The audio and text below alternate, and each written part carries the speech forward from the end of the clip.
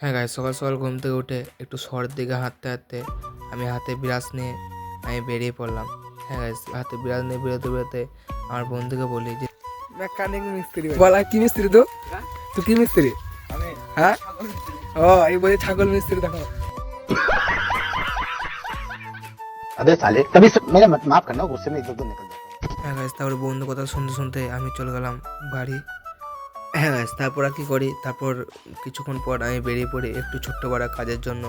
হ্যাঁ গাইস, তারপর আমি এসেছিলাম একটু চিকেনের দোকানে। সামনের দিকে চিকেনের দোকানটাই বন্ধ। তারপর কিছুক্ষণ ওয়েট করতে করতে তারপর আমাকে চিকেন দিয়ে আমি বেরিয়ে পড়লাম।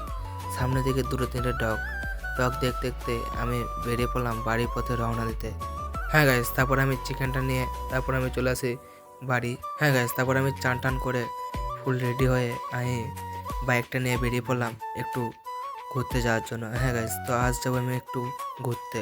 হ্যাঁ গাইস, তারপর আস্তে আস্তে আমি পৌঁছে যাই একটা জায়গায়। হ্যাঁ গাইস, এরকম জায়গায় পৌঁছাতে পৌঁছাতে কিন্তু সারা আমি অবাক হয়ে যাই, সারা জায়গাটার নামই জানি না এটা কোথায়। হ্যাঁ, ঘুরতে ঘুরতে আমি পৌঁছে যাই একটা পার্কের সামনের দিকে ছবিগুলো তাকাতে না তাকাতেই আমি ভাবি এটা কিসের ছবি।